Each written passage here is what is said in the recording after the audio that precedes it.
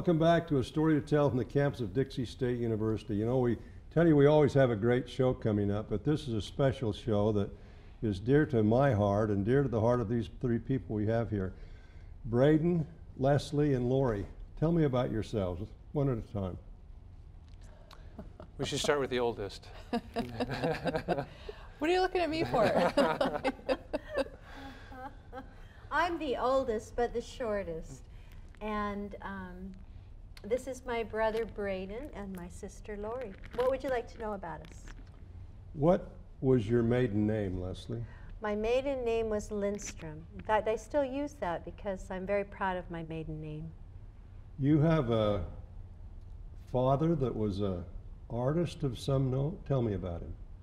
I do. My father was an artist, and I was fortunate to grow up in a home where art was important, and I've always been grateful for that. My father was not only a painter, he was a potter and a photographer and a teacher, an art teacher. We have a picture here, one of the photographs he took in his misspent youth. Do you know who that is, Lori? That's me. That's Yeah. you as a little child. Yeah. Beautiful child. I think I was about 5 or 6 in that picture. So he really started out as a photographer? Did he start as a photographer? No. Oh, he did actually, Yeah, as a young man, but he always did paint and draw. Yeah. So. The thing about the photography, though, is I remember as a child, and also, well, more so as a child, always sitting in front of the camera.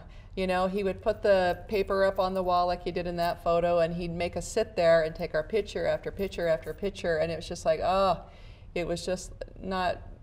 Well, it was all right, but I just remember that that's some of my childhood memories, is that he was always wanting to take our picture, always posing us, as you can see in that picture, and but just always wanting to take our photo. So I have a lot of memories of that. Here's another one of a couple of little kids and a mother. Mm-hmm. Can you see that?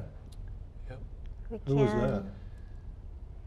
That's you and I and our mom. I thought that was you and Braden. No, How no. long ago was that? It's Before you, I was Lori. born. Is it? Yeah, it So- is. And Mom's helping us cross the barbed wire fence. And look Yeah. at the light. The beautiful light. Dad was always talking about light. You know, when I was working in television in Salt Lake 100 years ago, there was a photography studio called Gaell's. Yeah. Did that have anything to do with your father? Yes, he, along with another Gaell, started the studio, and it was in the Continental Bank building. And so he took portrait photographs mainly. And he once told me a story of he got a commission to photograph Orson Welles, who was in town to do a production. I think it was either Othello or Macbeth. And so Dad went to where Welles was in the theater. It was in between performances, and took photographs of him. But the story goes, and of course I can't verify this, that Welles was slightly inebriated, and so it was a difficult commission to fulfill. But one more thing about Dad and photography: he got his first camera when he was 12 years old. He went down to the Scram and Johnson drugstore down the street from his house, and he could buy a camera, a small camera, and film for 35 cents. This was during the Great Depression, but he had to scare up another dime if he wanted to develop the film. So that was kind of tough to do. So, but since then since that time he always had a camera with him. Here's another picture. Yeah. Who's that? That's Dad. It's a portrait by Alvin Gittins, and supposedly Gittins and Dad were friends, and they traded portraits. So Dad did one of Alvin, and Alvin did one of Dad. Dad played the recorder. He was a talented musician too. I've never seen the portrait of Alvin Gittins that Dad did of him, but that was supposedly the deal. Alvin Gittins was a longtime University of Utah art professor and a very talented portrait painter. So after that, your father started painting seriously. How many paintings did he do? Wow. Wow. That's a great question. I don't know that he even kept track of everything. 100, Yeah. 200, 300? Oh, no. 1,000? Far more than that. Probably thousands. You know, Now, we're getting to the point of what we're going to talk about here. How many are on exhibit over at the gallery tonight. Right. There are 124 pieces altogether, but that does include photography and ceramics. So probably close to 80, 85 pieces of painting and drawings and prints. But you know, he painted for more than 7 decades, so there are probably thousands of pieces out there. 7 decades, that's 70 years. Yeah. So, anyway, even before that, he started when he was, I don't know, probably 8, 9, 10 years old. In the show, we have a couple of pieces when he was 12 years old. So a long time. He used to take butcher paper when he got some black watercolor paint, and he kept painting Rodin's The Thinker. He'd tack it up to the garage in his Salt Lake City boyhood home and try to paint Rodin's The Thinker. So, Very interesting. Here's another picture. yeah. So this is a painting from the 40s. I think it's the 40s. Was it in the 40s? I think Yeah, so. the 40s. So it's called Eastern Point Lighthouse. And one thing that I think is really interesting, it kind of reminds me a little bit of an El Greco painting in that it looks like the house is a little bit unstable, like it's on an angle a little bit. And so, you know, in the 40s, he's in his early 20s. Well, here I think he'd be his late 20s. But one thing that you see here that you'll often see in paintings later, even up to towards the end of his life, is the sky. So I think the way he did it was he would wet the canvas and then apply some watercolor paint, and because the canvas was wet, it would diffuse, the colors would diffuse, and you get that kind of stormy looking sky that's kind of a signature of Dad's. Yeah. So he thought that cloudy skies were much more interesting. In fact, I have a lot of photographs of his that are just cloudy skies. And so that's something that he tried to mirror in his paintings. Lori, what do you remember most about your father? I think, you know, when I think back growing up, one of the things I remember is I've said this before to many people, but I feel like he really brought the world home to us. He traveled a lot. He took thousands of photographs. You know, and from the photographs, he, you know, did his paintings, and but he would also come home with slides, hundreds of slides, and that he would show to us. And I've just always been really grateful that he just brought the world home to us. You know, from his travels and from how he saw things. He brought the artist's perspective home in his slides, and I just remember countless hours, you know, sitting in our living room watching the slides and him describing each one and where they were taken. And so I've just always been very thankful that he really did show us the world through his eyes and through his artwork. Leslie? I agree. No, he did. He showed us the beauty in everything. Yeah. And not only did he bring the world into our home, he brought people into our home. We always had interesting people in our home. There were a lot of dinner parties with the art department at USU, and there were a lot of visiting artists that we met. Students from other countries. Yeah, we had wonderful opportunities, cultural opportunities that I just assumed every family had. It wasn't until I was older that I realized what a unique childhood we really had. And what I remember, along with what you mentioned, is I had a conversation with Dad when I was maybe 12, 13 years old, and we were on a road trip. There were lots of road trips. If we weren't looking at slides, we were on the road, usually in the desert, it seemed like, or in the station wagon. Yeah, in the station wagon.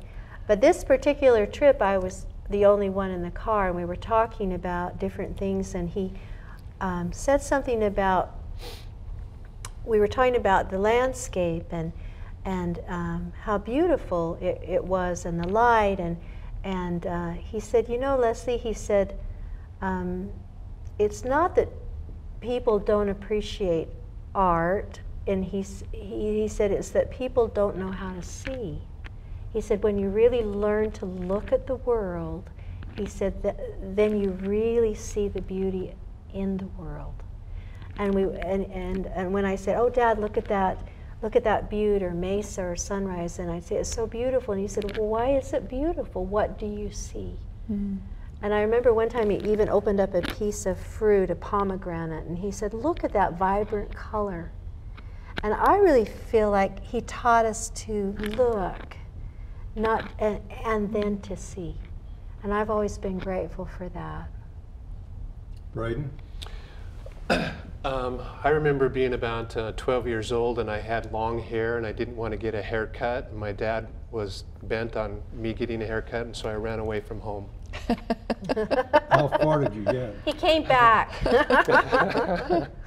I only got as far as my neighbor's treehouse, and I hid up there until after the barber shop closed. So I was safe for that day, but the next day he took me to the barber shop. Know that? Do you remember that? So my memories are a little different than my sister's. But no, I would echo what Leslie and Lori have said. And you know, when I was young, he gave me a camera, and then we were kind of camera buddies. So we were always out taking pictures, and it was just it was a fun upbringing. And then we had a dark room in our house, our childhood home, mm-hmm. and so we would take a lot of black and white pictures, and then we could develop them ourselves. Mm-hmm. And so Dad taught me how to do that, and I've always been grateful for that. And so yeah, it was a nice time. Well, and I think if I can just add on to that, he had the darkroom in our basement, but he also had a beautiful studio attached to our house. And I just remember, coming home and he'd be out there painting, and it was just, I think it just was such a normal thing for us. But but we were, that we had this artist dad, and he had this beautiful studio at our house. But I think looking back on it now, I mean, it was just a very unique growing up, with this artistic man, as our father, and developing his own photographs in the dark room in the basement, and mm-hmm. painting out in the studio, and collecting these beautiful pieces of art from different countries that he would travel to. So it was again very unique, very special growing up with him. Tell me about his career in education. Before Braden. Always looked at me. Well, you're in education, aren't you? I think you know more about We're that all in than- education, yeah. so yeah. Well, he started his career after graduating from the University of Utah at Cedar City Junior High School. Teaching art. Teaching art, and one story I remember from that time is that he would have the kids draw still lifes based on the fruit that he would bring to class. But the problem was that kids would steal and eat the fruit. So by the end of the day, the last class period, there was no fruit left. So he learned to buy plastic fruit, and so they could Which do he still. probably hated. Yeah, yeah. And I think during that time period, he was living in a motel in Cedar City. Yes. And not making very much money. So in order to help pay the rent, he painted the rooms of the motel. Yeah. To help offset some of that rent. He could do that because I guess he learned from his father, who was a house decorator. Right. But then after that, he went, I think, up to Salt Lake and taught in the Granite School District for a year. And then he went back to the college in Cedar City. It was the College of Southern Utah, which I think is the college you attended at one time, right? And he was a one-man art department, so he taught everything: painting, art history, jewelry. Yeah. I think they even had a class in tin punching. Tin punching. And leather tooling. Leather work. He taught crafts. He taught everything. All sorts of different things.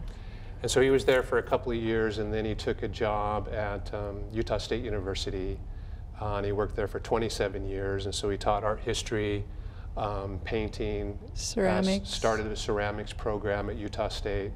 Art appreciation. Yeah, that art appreciation class, mm-hmm. and that's the school that he retired from. So in 1984, I think 1984 or 85. So, but then he would teach, in retirement, he would sometimes teach a class. So he went back to Cedar, for example, and taught one class at the university there. But he was always trying to, always involved in teaching. Yeah. Yeah. Also there's a program at Utah State where he would fly down on weekends to Vernal and Roosevelt and Moab. Yeah, Moab.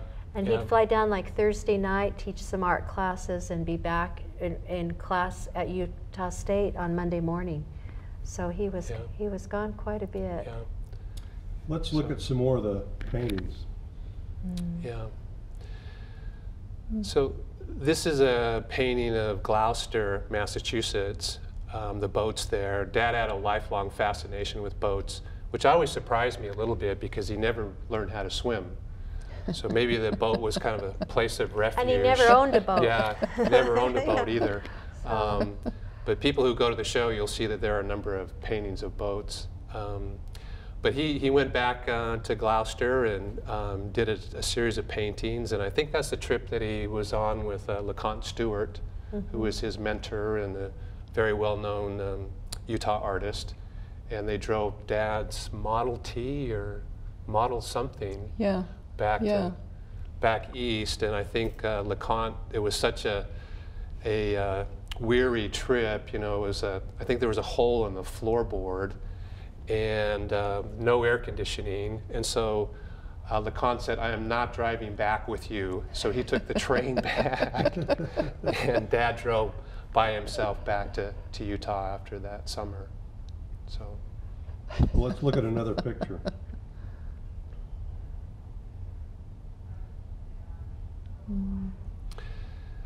this is a young store. This is another painting from the 40s, but I'm not quite sure where Young's store is. Do you know? Young's? Young's, yeah.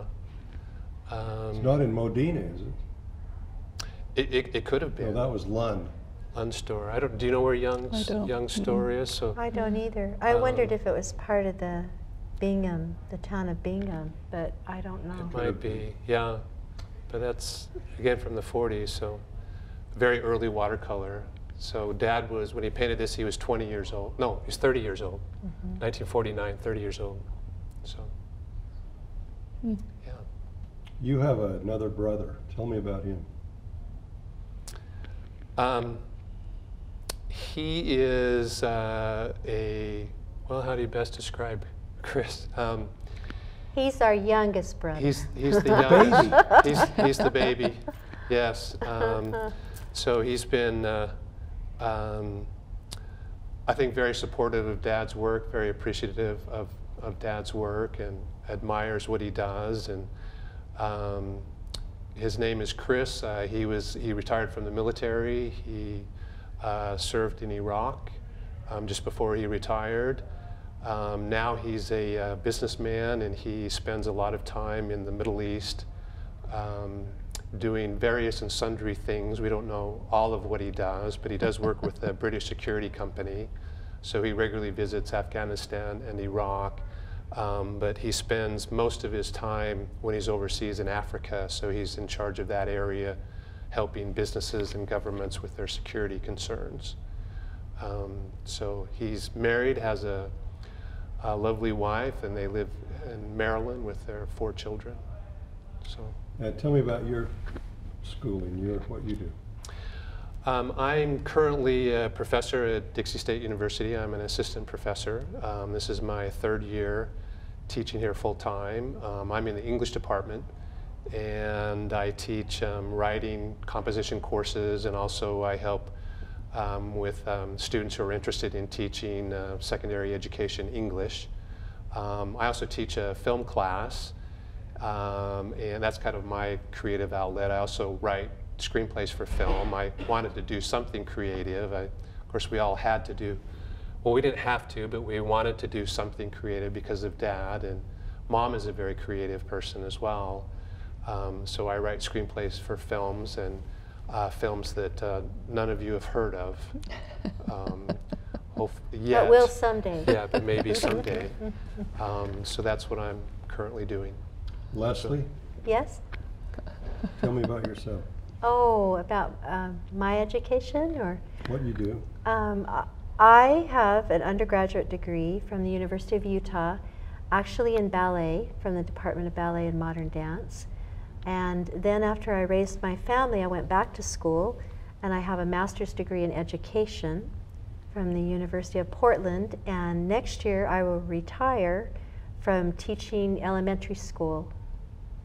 So I've taught elementary school for 20 years, and I also taught dance for many, many years.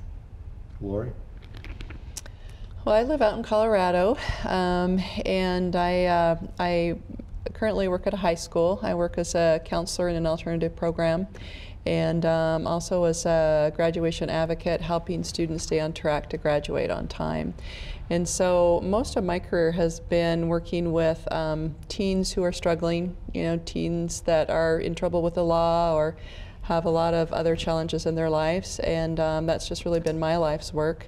And after my children were all grown and gone, I went back to school and got my master's and in counseling, and so just have a really wonderful job at a great high school, a very progressive high school, and working with teens, offering them a lot of support and a lot of options for their own education. So you can see that we're all in education, so we're all poor. But both our parents were educators, so we were all destined for the same. What did your mother same do? fate. Tell me about her. Les? Our mother was, and still is, a remarkable person, and she had a degree in elementary education, and she taught elementary school and also worked as a media specialist for many, many years in several different school districts. And when I transferred to Granite School District, the first position I got was at Woodrow Wilson Elementary. And my mother's first year of teaching was at Woodrow Wilson Elementary. When she came to visit me in my school, we discovered that I was in the same room that she used 50 years prior to my being there. So I thought that was a really interesting coincidence. Yeah. Awesome. Anything else about your mother? She's just amazing. She's a very strong woman. She's a great example to us and was a huge support to our father in his work and his travels. And she's really, she's just really, I think, our rock. She's the matriarch of our family at this point, and just a very special woman. There's a photograph of Mom at Disneyland that Dad took, and Leslie is, I think, less than a year old. 6 months. 6 months old. And Mom is just so beautiful. I mean, she looks like, I think she looks kind of like a young Natalie Wood. Yeah. But it's like Mom, Los Angeles, perfect match. She could have gone into show business or something. She was that pretty. Of course, you remember how pretty well, I she was just as a going to young woman. confess my sins that I knew your mother before you knew her. Yeah, You did? She's my sister. Yeah. Is she? We know that. All these years you've never known. I was asked to be on the St. George Art Museum Advisory Council, and when they were interviewing us, I told the woman there, the curator, I said, I have a slight connection to the art world, and I have a relative, a brother-in-law, who was an artist of some, but I'm sure you'd never heard of her, or heard of him. And I gave the woman a bad time for a minute, and then she said, well, tell me who it is. Tell me who it is. Maybe I know who it is. I said, Gaell Lindstrom. And she went crazy. I love Gaell Lindstrom. I love Marilyn. On and on and on. So both of them are well thought of down here. Yeah. Yeah. Yeah, thank you. Yeah. Yeah. Well, Dad loved Southern Utah. It was, some people think that he coined the phrase color country. I don't know if that's true or not, but Well, even if it isn't, lie about it. yeah, yeah. I think it's true. So he did. But he loved this part of the state, and of course retired here. This is where he wanted to be. So. Well, when he was at CSU, didn't he come up with an idea for a new mascot or something? At Utah State? No, CSU. College of Southern Utah. Oh. I don't know What was the about that mascot? story. I'm trying to remember, but I can't. Yeah. I don't- One thing that always impressed me about your father was that he had a great sense of humor. He did. Very dry and very funny. He did. He was also very gracious and very patient. Yeah. Very patient. Yet when he was 89, we had a birthday party. I think we were all there, and he shared with us his one-line poems. And funny you should mention that. I actually wrote a few down. That you happen to have with I you? just happen to have them with me. So these are a couple of his one-line poems. I am too tired to lie down. Something always goes wrong on leaving the doctor's office or on Friday night. And I always tell the truth no matter how long it takes. So that's kind of an example, I think, of Dad's dry wit. Well, I remember he was receiving some honor at Utah State University, and we were invited to attend. And of course, I didn't know him really well, even though he was my brother-in-law, but I got to know him really well when he got up and accepted the honor. What a great sense of humor he had. Yeah, yeah, he really did. So always kept us laughing. Yeah. We've got a minute and a half left. 15 seconds each for your final word. We always look to the oldest for the lead. Well, tell us about the art exhibit. Where is it? What Okay. time is it? The art exhibit is in the Sears Gallery on the campus of Dixie State University in the Eccles Fine Arts Center. It opens, or the opening reception is tonight, so December 2nd, 7 p.m. to 8:30 p.m. And the show stays open until January 13th of 2017. It's closed during school holidays. Well, thank you very much for being with me. This has been A Story to Tell from the campus of Dixie State University. Thank you for being with us.